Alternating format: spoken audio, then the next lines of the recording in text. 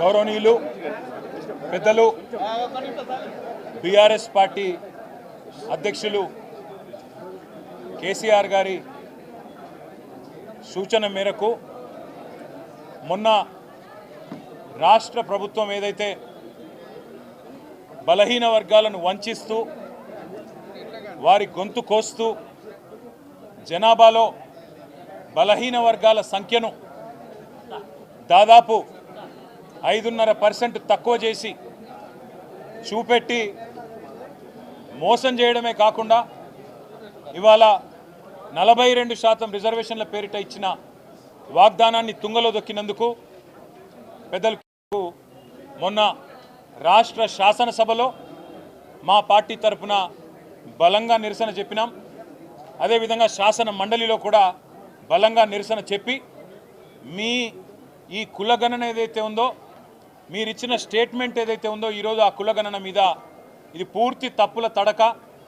ఈ కులగణన మీద మీరిచ్చిన స్టేట్మెంటు చిత్తు కాగితంతో సమానం. ఎందుకంటే రాష్ట్రంలోని బలహీన వర్గాల గొంతు కోసిన కాంగ్రెస్ పార్టీ కాంగ్రెస్ ప్రభుత్వం యొక్క దుర్మార్గమైన వైఖరిని రాష్ట్రంలోని ఏ బీసీ బిడ్డ కూడా ఒప్పుకుంటలేడని చెప్పి శాసనసభలో శాసన మండలిలోనే మా పార్టీ తరఫున ఇటు పెద్దలు మత్స్యనాచారి గారు కానీ అటు మా సోదరులు తలసాని గారు కానీ గట్టిగా ప్రభుత్వానికి డిమాండ్ చేసినాం, చెప్పినాం.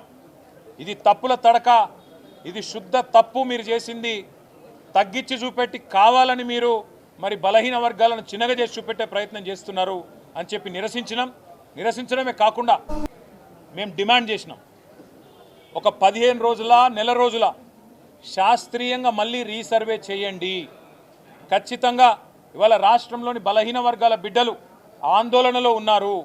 మీరు మా సంఖ్యను తక్కువ చేసినట్టయితే రేపు సంక్షేమ పథకాల్లో మీరు ఇవ్వబోయే ఇండ్లల్లో లేదా మీరిచ్చే రేషన్ కార్డులలో మీరు రేపు ఇస్తానని చెప్పిన గ్యారంటీల్లో 420 హామీల్లో మా వాటా తగ్గుతుంది, మాకు అన్యాయం జరుగుతుంది అని చెప్పి అట్టడుగు స్థాయిన ఉన్న ఎంబీసీలు కావచ్చు బీసీ బిడ్డలు కావచ్చు ఆందోళన పడుతున్నారు.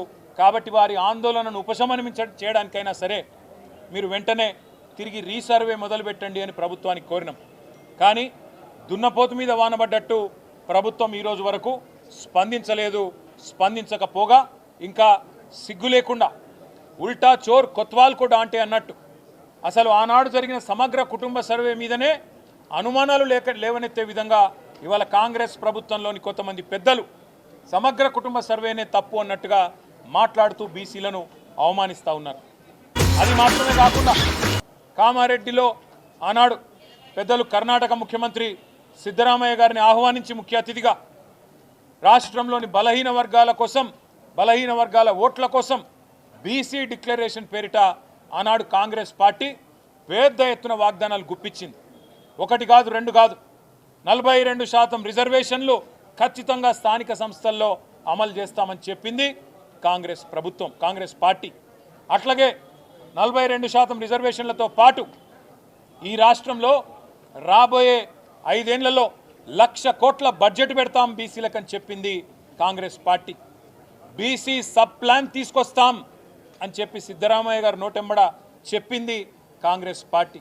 అదేవిధంగా ప్రభుత్వ కాంట్రాక్టులలో ప్రభుత్వ ప్రొక్యూర్మెంట్లో 42% బీసీలకే ఇస్తామని చెప్పింది కాంగ్రెస్ పార్టీ. ఇవాళ సంవత్సర కాలం దాటిపోయి 14 నెలలు దాటి 15వ నెలలో ప్రభుత్వం పడింది.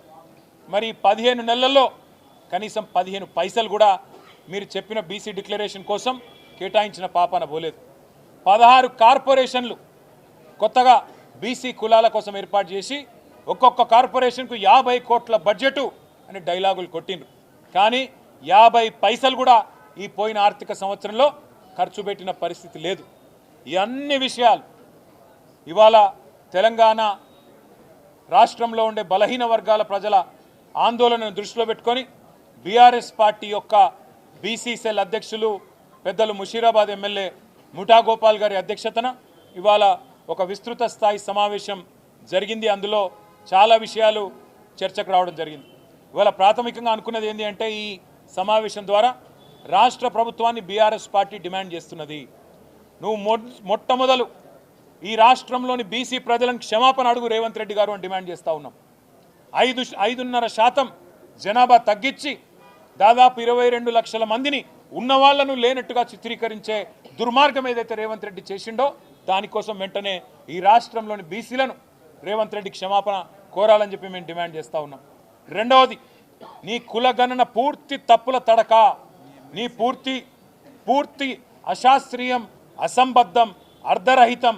ఈ మాట మేం మాత్రమే కాదు, రాష్ట్రంలోని బీసీ సంఘాలు అంటున్నాయి. స్వయంగా మీ కాంగ్రెస్ పార్టీ ఎమ్మెల్సీ కూడా ఇది చిత్తు కాగితంతో సమానం, దీన్ని కాలబెట్టినా తప్పులేదని కాలబెట్టింది. అందుకే మేము బీఆర్ఎస్ పార్టీగా డిమాండ్ చేస్తున్నాం, వెంటనే రీసర్వేకి ఆదేశించు. 15 రోజుల నెల రోజుల తీసుకొని వెంటనే రీసర్వేకి ఆదేశించి సరైన లెక్కలు తేల్చండి. మేమందరం కూడా చొరవ తీసుకుంటాం. మొన్న అన్నావు కదా, కేసీఆర్ పాల్గొనలే, కేటీఆర్ పాల్గొనలే, ఇంకొకరు పాల్గొనలేదని. మాకు మీరేం చెప్పినారు మీ కులగణనప్పుడు? మొదలు మీరు చెప్పింది ఏంది? స్వచ్ఛందంగా ఎవరు ముందుకు వస్తే వాళ్ళు రండి, ఇచ్చేది ఏంటి అన్నావు. అయినా నాకు తెలియక అడుగుతా, కుంటి సాకులు అడగడం కాదు, కుంటి సాకులు ఎత్తకడం కాదు. కేసీఆర్ గారి ఎలక్షన్ అఫిడవిట్ నీ దగ్గరనే ఉంది, నా ఎలక్షన్ అఫిడవిట్ నీ దగ్గరనే ఉంది.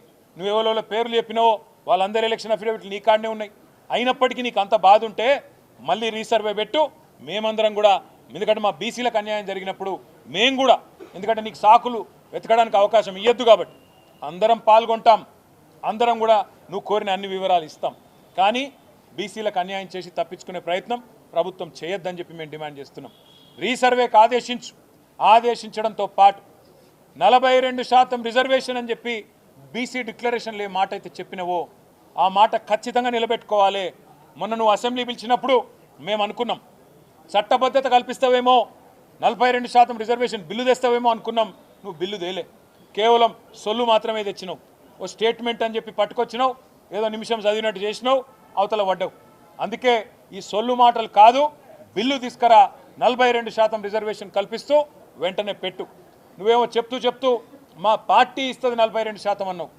మీ పార్టీ ఇచ్చేది 42%?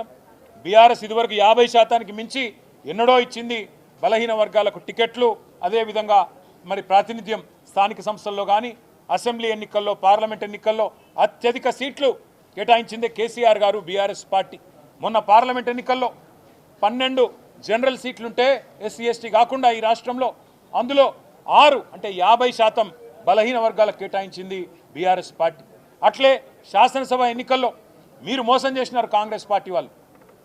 34 సీట్లు ఇస్తామన్నారు, పార్లమెంటుకు 2 చొప్పున. కానీ మీరు అల్టిమేట్గా ఇచ్చింది 19. ఆ 19లో కూడా ఓల్డ్ సిటీలనే 5 ఇచ్చింది. అందుకే అంటున్నాం, మీకంటే ఎక్కువ 34 సీట్లు చెప్పకుండానే బలహీన వర్గాలకు 34 సీట్లు ఇచ్చి మా చిత్తశుద్ధిని ఇదివరకే చాటుకున్నాం.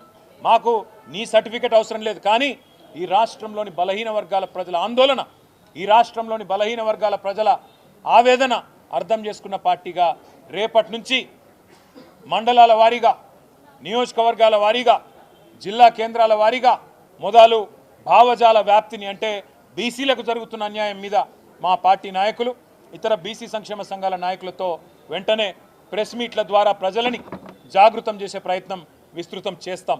దాంతోపాటు మిగతా ఇంకా చాలా విషయాలు కూడా మేము మాట్లాడుకున్నాం. ఏ రకమైన కార్యాచరణ ఉండాలి, ప్రభుత్వం దిగిరాకపోతే మొండి వైఖరితో కనుక రిజర్వేషన్లు ఇవ్వకుండానే బీసీల గొంతు కోసి స్థానిక సంస్థల ఎన్నికలకు పోతే ఏం చేయాలనే విషయంలో లోపల చాలా మాట్లాడుకున్నాం. అవన్నీ కూడా మా పార్టీ అధ్యక్షులు పెద్దలు కేసీఆర్ గారికి నివేదించి తదుపరి కార్యాచరణ ఏ రకంగా ఉండాలో కూడా తప్పకుండా నిర్ణయించుకుంటాం. కానీ ఈ విషయాన్ని వదిలిపెట్టాం. తప్పకుండా బీసీలకు కాంగ్రెస్ పార్టీ చేస్తున్న మోసాన్ని ఎండగడతాం. మీరు రాజ్యాంగ సవరణ అని మాట్లాడుతున్నారు.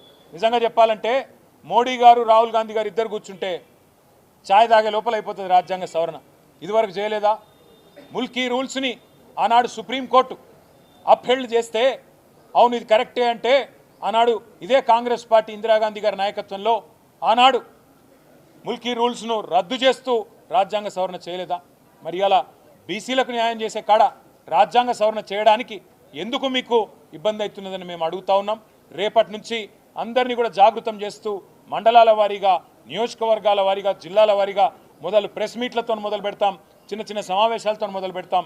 తదుపరి కార్యాచరణ ఎట్లా ఉండబోతుందో పెద్దలు కేసీఆర్ గారితో ఒకసారి అంతర్గతంగా చర్చించిన తర్వాత ప్రకటిస్తామని చెప్పి కూడా తెలియజేస్తూ రేపటి నుంచి మా నాయకులందరూ కూడా జిల్లాల వారీగా నియోజకవర్గాల వారీగా మండలాల వారీగా పార్టీ మొత్తం కూడా మరి ఈ కార్యక్రమాన్ని తీసుకుంటుందని చెప్పి కూడా తెలియజేస్తూ మళ్ళీ మీ అందరికి కూడా ధన్యవాదాలు నమస్కారాలు థ్యాంక్